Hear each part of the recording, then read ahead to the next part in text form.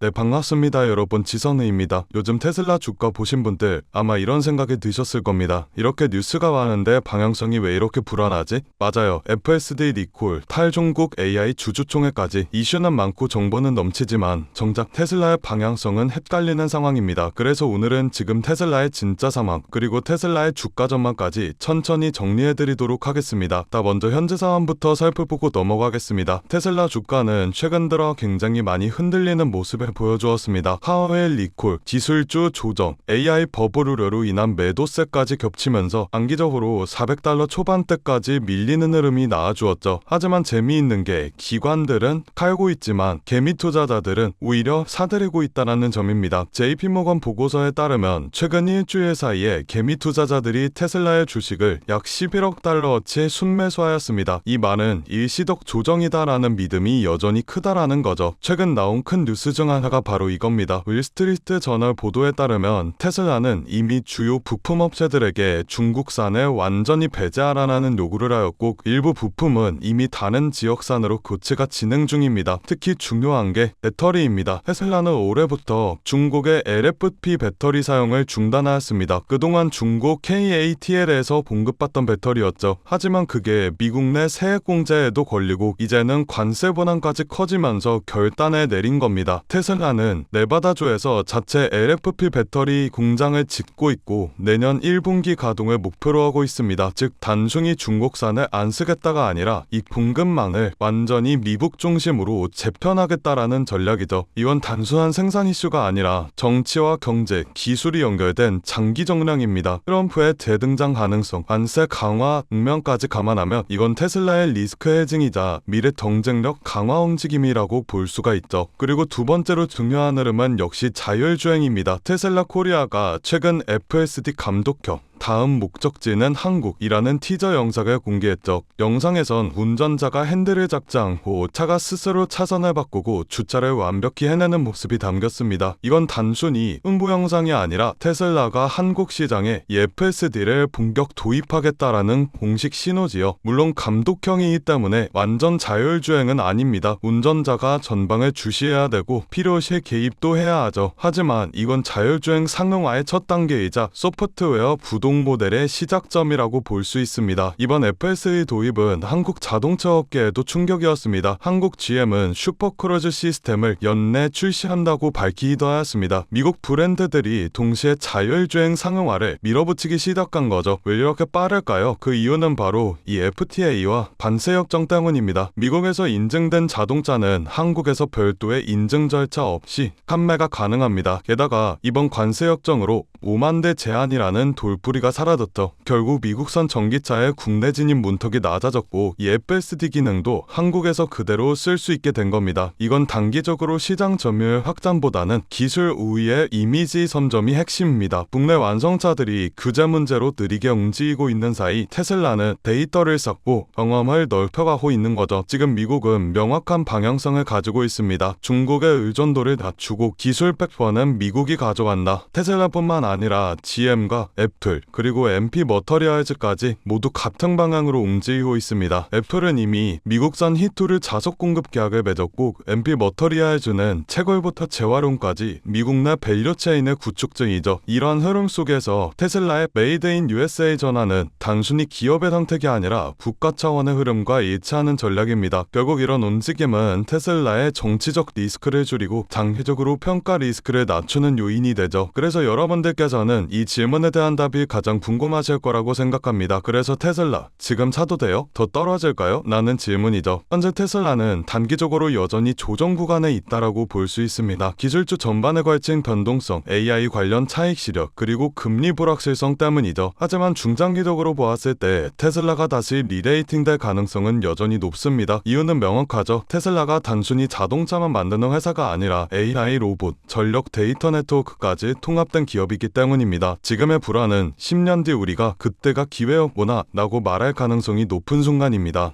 그렇다면 여러분들께서는 지금 같은 당에서 충분히 만족하실 만한 수익을 내고 계신가요? 요즘 시장 정말 쉽지 않은 시장입니다. 금리와 인플레이션, 지정학적 리스크 등등 주식은 계속 오르는데 나만 뒤처지는 것 같고 투자를 하고는 싶은데 도대체 어디에 투자해야 되는지 막막하신 분들이 대다수이실 겁니다. 그런데 말이죠. 이런 장일수록 돈이 도는 방향을 우리는 정확히 알고 있어야 합니다. 왜냐면 이런 불안정한 장에서도 누군가는 조용히 큰 돈을 벌고 있기 때문이죠. 그 사람들과 우리가 다른 점은 뭘까요? 장경의 흐름을 읽는 눈을 가지고 있다라는 점입니다. 코로나가 유행하는 시기엔 코로나 백신을 개발하는 회사의 주식이 폭발적으로 올라갔고 트럼프 대통령이 미국을 암호화폐 수도로 만들겠다고 공언하였을 땐 비트코인의 가격이 엄청나게 상승하였습니다. 이렇게 자본은 항상 시대의 트렌드에 맞게 변화하고 짧은 시간 내에 우리에게 큰 수익을 안겨주었죠. 그렇다면 지금 시장의 트렌드는 어떤 것이고 자본은 어디로 흘러가고 있을까요? 바로 데이터 센터입니다. 지금 세상은 단순한 기술 경쟁을 하고 있지 않습니다. 데이터 전쟁을 하고 있죠. AI가 발전하려면 결국 데이터가 필요하고 그 데이터를 저장하고 처리하고 학습시키는 공간이 바로 데이터 센터입니다. AI의 심장이라고 볼 수가 있죠. 그래서 지금 전 세계가 데이터 센터 확보 전장에 뛰어들었어요. 테슬라와 엔비디아, 구글과 삼성 등등 전 세계적인 회사들이 데이터 센터에 목을 매는 이유가 바로 이겁니다. AI의 경쟁력은 모델이 아니라 인프라에 있기 때문이죠. 아무리 좋은 인공지능을 만들어도 데이터를 빠르게 처리할 수 없으면 그건 이론일 뿐 시장에서 돈이 되지 않습니다. 우리가 흔히 쓰고 있는 챗GPT가 전 세계적으로 성공할 수 있었던 이유도 그 뒤에 수천 대의 GPU가 돌아가는 데이터 센터가 있었기 때문입니다. 그리고 이런 AI 데이터 센터를 운영하기 위해서라면 엄청난 전력과 냉각 기술 그리고 초고속 네트워크 반도체가 필요하죠. 단순 소프트웨어 사업이 아니라 반도체와 전력, 인프라와 냉각 장비 등 모두 얽혀있는 복합 산업이에요. 이걸 잘 이해해야 우리가 앞으로 어떤 종목에 투자를 해야 큰 돈을 벌 수 있는지가 보이게 됩니다. 딱 그럼 최근 시장에서 데이터 센터 관련 종목들이 어떻게 움직였는지를 보겠습니다. 데이터 센터 전력 장비 기업인 버티브를 확인해 볼까요? 3년 동안 1600% 상승했습니다. 반년 만에 217%의 수익률을 올린 AI 반도체 테스트 기업도 있습니다. 어드반테스트죠. 이 외에도 굉장한 수익률을 올린 기업들이 많은데 이 기업들의 공통점이 있습니다. 바로 엔비디아와 테슬라와 같은 대형주들이 성장할 때 함께 커지는 기업들이라는 점인데요. 대형주들은 이미 충분히 오른 상태에서 수익률이 제한적이지만 수혜를 받는 이런 서포트 기업들은 폭발적인 수익을 기대해 볼 수가 있습니다. 테슬라를 확인해 볼까요? 테슬라는 지금 AI와 로봇 사업을 위한 자체 데이터 센터를 확대하고 있습니다. 테슬라의 로보택시와 FSD, 옵티머스와 AI 기술, 이 모든 기술은 AI 학습 데이터 센터 없이는 돌아가지 않습니다. 즉 테슬라가 AI 사업을 확장할수록 데이터 센터 인프라 기업들의 매출은 같이 폭등하게 될 것이라는 말이죠. 여러분들, 테슬라와 엔비디아가 1년에 각각 50%씩 상승했을 때 그 부품을 납품하는 기업들은 400%, 500%씩 올랐습니다. 테슬라가 AI 칩과 슈퍼컴퓨터, 로봇 사업을 넓힐수록 그걸 돕는 반도체와 냉각, 전력 인프라 기업들은 테슬라의 상승보다 훨씬 더 큰 폭으로 상승하게 될 겁니다. 이건 단순한 추측이 아니라 시장 자금이 실제로 움직인 방향입니다. 최근 기관 투자자들이 데이터 센터 인프라 ETF를 사들이는 이유도 테슬라, 엔비디아 중심의 AI 시장이 결국 인프라 전쟁으로 갈 것으로 보고 있기 때문이죠. 이런 흐름에서 우리가 해야 할 일은 단순합니다. 테슬라나 엔비디아와 같은 대형주들에 안정적으로 투자를 하되 그들이 성장할 때 직접적으로 수혜를 받는 기업들을 우리 포트폴리오에 추가해야 합니다. 이걸 리스크를 줄이면서 수익률을 극대화하는 가장 효율적인 방법이죠. 그래서 제가 저의 소중한 구독자분들을 위한 선물을 하나 준비했습니다. 좋아요와 구독 눌러주신 분들에 한해서 월가 애널리스트들이 실제 세력들의 매집이 포착된 테슬라와 엔비디아의 수혜 종목을 오픈해드리려고 합니다. 영상 하단에 더보기 버튼을 눌러주신 후 파란색 링크를 눌러 간단한 설문조사를 진행해주시면 구독자이신지 확인 후에 무료로 수혜 종목 안내해드리고 있습니다. 저 지선우는 금전 요구 투자 강요 전혀 없으니 안심하고 받아보셔도 되고요. 기업에 투자를 하지 않으신다고 하시더라도 이 기업에 대해 공부해보시고 알아보시는 것만으로도 여러분들의 투자 인생에 굉장히 큰 도움이 될 것이라는 말씀을 드리고 싶습니다. 제가 드린 종목이 정말 오르는지 확인만 해보신 후에 포트폴리오에 추가해 두셔도 좋으니 관심 있는 분들께서는 아래 링크에서 참여해 주시면 되겠습니다.